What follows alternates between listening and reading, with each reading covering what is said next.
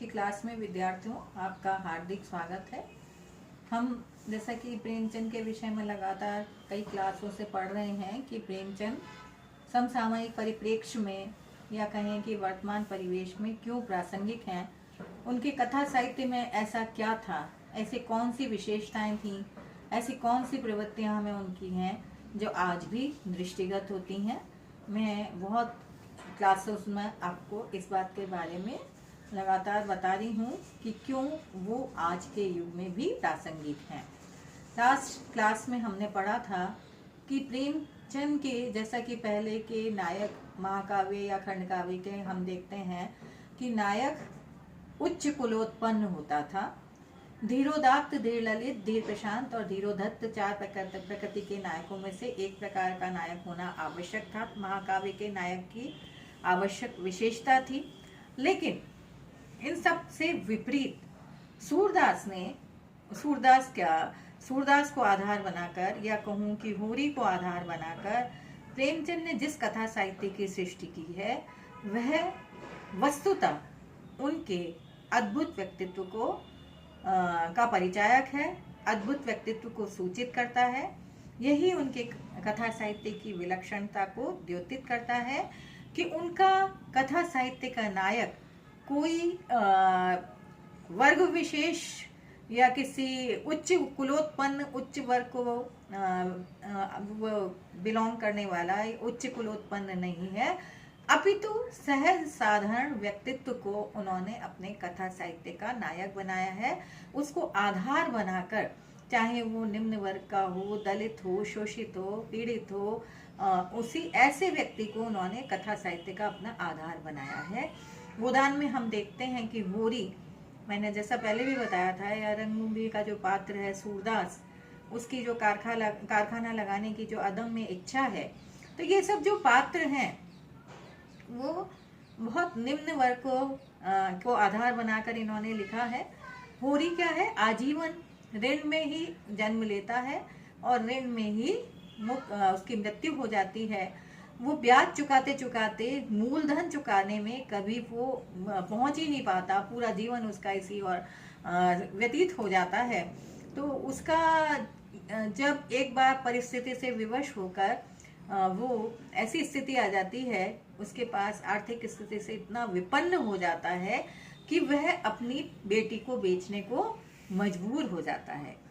तो जब वह प्रेमचंद उसको चित्रित करते समय एक ऐसी पात्र की सृष्टि करते हैं, वो कहते हैं कि जब वो अपनी बेटी को बेचने को विवश हुआ था या मजबूर हुआ था और वो जब उसको बेच के जो हाथ में पैसा ले रहा था, तो ऐसा लग रहा था मानो लोग उसके मुंह पर थूक रहे हैं।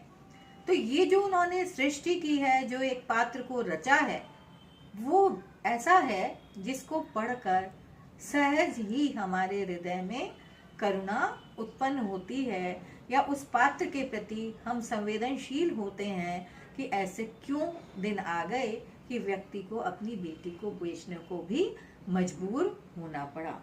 वो कहते हैं कि उनका वह एक साधारण किसान था, उसकी भी आकांक्षाएं हैं, उसके भी मूल्य हैं। साधारण होने पर भी, कृषक वर्ग का होने पर भी, निम्न वर्ग का होने पर भी आप देखिए उसके अपने मूल्य हैं। जबकि आप देखते हैं आज मूल्य तिरोहित हो रहे हैं, मूल्यों का क्षरण चरम पर है। आज उच्च कुलोत्पन्न व्यक्ति भी आवश्यक नहीं कि वो मूल्यों का अनुगामी हो, मूल्यों का पक्षधर हो या मूल्यों को अपनाता हो। लेकिन वो कहते हैं उसके भी अपने मूल्य हैं, लेकिन परिस्थितियों से विवश होकर एक दिन वह अपनी बेटी को बेचने को मजबूर होता है। जब वह अपने हाथ से ऋण के रुपए लेता है तो उसे ऐसा लगता है लोग उसे उसके मुंह पर थूक रहे हैं, फिर भी उसकी मुट्ठी, आप देखिए कितनी विपन्न दशा है, कितना मजबूर है वो, कि उसको लग रहा है कि लोग उसके मुंह पर थूक रहे हैं, फिर भी उसकी मुट्ठी जो है वो बंधी हुई है। पैसा उसने लिया है और मुट्ठी बांध रखी है, और ऐसा आंखें जो हैं उसकी तर हैं। कितनी विवश स्थिति होगी, कितना परेशान होगा, क्या स्थिति उत्पन्न हुई होगी जो उसने ऐसा कृत्य करने को वो बाध्य हुआ। वो कहते हैं कि उसकी मुट्ठी बंधी हुई है, आंखें तर हैं, ऐसा होरी भी पाठकों की सहानुभूति संवेदना प्राप्त कर लेता है। आप सोचिए, जब बेटी को बेच रहा है तो हम सोच सकते हैं कि कितना पागल है, कैसा बदतमीज है, ऐसा कोई अपनी बेटी को बेचता है क्या? नहीं, उस समय भी उसका चित्रण देखिए, एक ऐसा विलक्षण सृष्टि की है उन्होंने ऐसे पात्र के रूप में कि हम ऐसी स्थिति में भी हम होरी के प्रति करुणार्ध होते हैं, संवेदनशील होते हैं।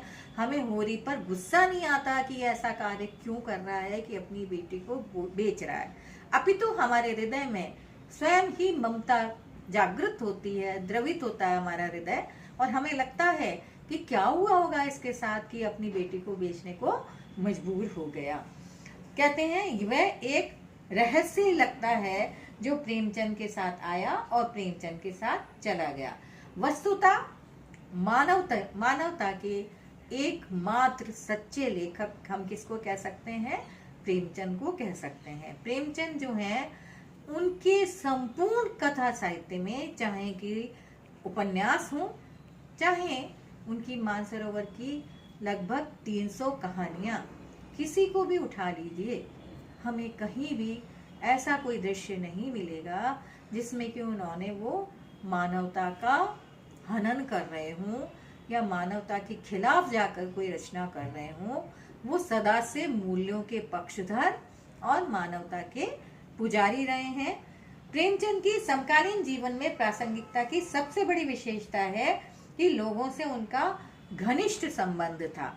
ये नहीं कि वो दुनिया से दूर रहकर लिखते हों, क्योंकि लोगों के संपर्क में रहते थे, लोगों से उनका घनिष्ठ संबंध था, लोगों के पास आकर रहते थे, लोगों की समस्याओं को जानते थे, तो वो गहराई, लोगों के जीवन की जो मजबूरियां थी वो उनके कथा साहित्य में वो गहराई के उस व्यापकता के हमें दर्शन होते हैं। कहते हैं कि उनका लोगों से घनिष्ठ संबंध था, चूंकि ये संबंध उन्हीं लोगों के अंग होने के नाते था, अतः वह गतिशील भी थे।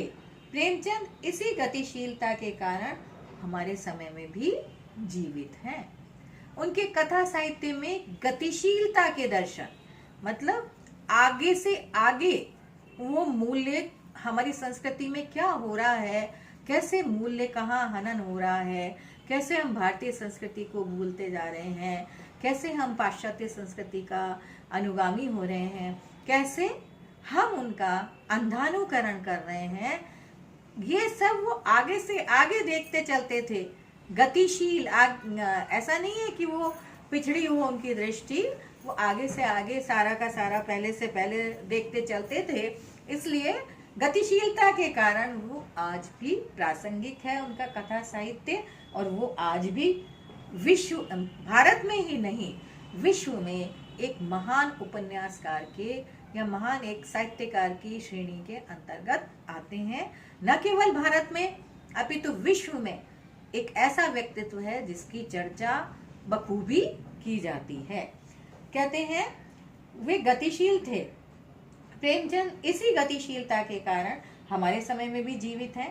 प्रेमचंद का साहित्य समकालीन संदर्भों की कसौटी पर भी 100% खरा उतरता है। इसका मूलभूत कारण यह है कि प्रेमचंद ने जिस भारत का अपने उपन्यासों तथा कहानियों में चित्रण किया, जैसे कफन तथा पूस की रात हम कहानी पढ़ते हैं, जिसमें कि अत्यंत गरीबी का, अत्यंत मतलब इतनी भयंकर भुखमरी की स्थिति का, गरीबी का चित्रण किया उन्होंने। कहते हैं गरीबी से ग्रस्त जिन असंख्य मनुष्यों का चित्रण किया वह अभी भी बिल्कुल वैसा ही है। हम कई बार देखते हैं, एक तो क्या है, भारत की आबादी बहुत ज़्यादा है, और आबादी ज़्यादा होने के कारण यहाँ जनसंख्या जब इतनी ज़्यादा है तो कई बार हमको, आप देखते होंगे कि स्टेशन पर भी कई ऐसे दृश्य दिख जाते हैं कि लोग पटरियों पर से उठा कर कहीं बचा कुचा जो कुछ मिलता है वो बीन बीन के खाते रहते हैं। एक आध बार मैंने देखा स्टेशन पर सफ़र करते हुए कि एक परिवार, माँ बाप और उनके 7-8 बच्चे, उन्होंने स्टेशन पर ही एक ठेले से 5-7 पूड़ियाँ खरीदी, आलू की सब्जी खरीदी, अब आप सोचिए कि 7-8 पूरियों में 7-8 लोगों का कैसे पेट भरेगा, कैसे जीवन यापन होगा। कोई बच्चा कोई एक पूरी खींच रहा है, कोई दूसरा खींच रहा है, कैसे किसी तरह से उन लोगों ने उन पूरियों को आपस में बांट बूट कर, माँ बाप ने ऐसे ही अपना ना पेट भर लिया उनको देखकर ही, और सब पानी पीकर सो गए। तो ये देखिए कितनी विपन्नता की स्थिति है, कैसा कारुणिक दृश्य है कि मन एक चीत्कार कर उठता है कि आज स्वतंत्रता के इतने लंबे अंतराल के बाद भी हमारा देश आर्थिक दृष्टि से अभी भी पूर्ण रूप से संपन्न नहीं हुआ है। हम बहुत निर्धन हैं, बहुत गरीब हैं। तो कहते हैं कि आज भी ऐसे बहुत सारे लोग दिखते हैं गोदान में तथा प्रेमचंद में, प्रेमाश्रम में, ग्रामीण जीवन में व्याप्त शोषण हमें आज भी देखने को मिलता है।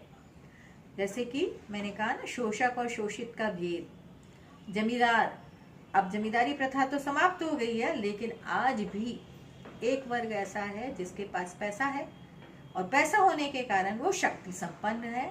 और यही कारण है कि जब गरीब व्यक्ति जिसके पास पैसा नहीं है, वो दूसरे पूंजीपति वर्ग से जब पैसा लेता है तो वो उस शक्ति के, उसके हाथ का खिलौना बन जाता है, उसकी कठपुतली बन जाता है, उसके इंगितों पर ऐसे नाचता है वो जैसे वो नचाना चाहता है।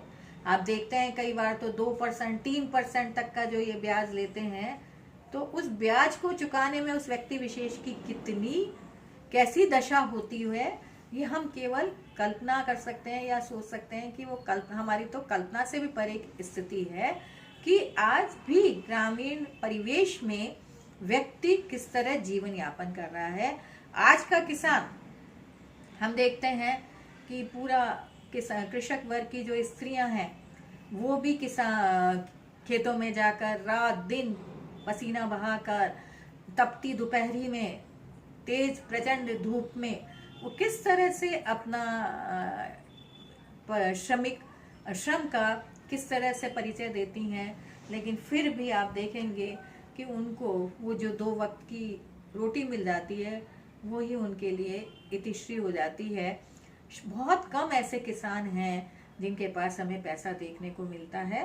तो ये प्रेमाश्रम और जो उनके गोदान उपन्यास हैं, इनमें इस दृश्य के हम इस ऐसे दृश्य अनेक देखने को मिलते हैं। शक्ति संपन्न व्यक्ति किस तरह से शक्तिहीन व्यक्तियों के साथ दुर्व्यवहार करता है, कैसे उनके साथ अनाचार अत्याचार करता है, और कैसे वो जीवन पर्यंत शोषण की चक्की में पिसते रहते हैं। ये आज हम इतनी ही चर्चा कर रहे हैं। इसके बाद अगली क्लास में हम चर्चा करेंगे।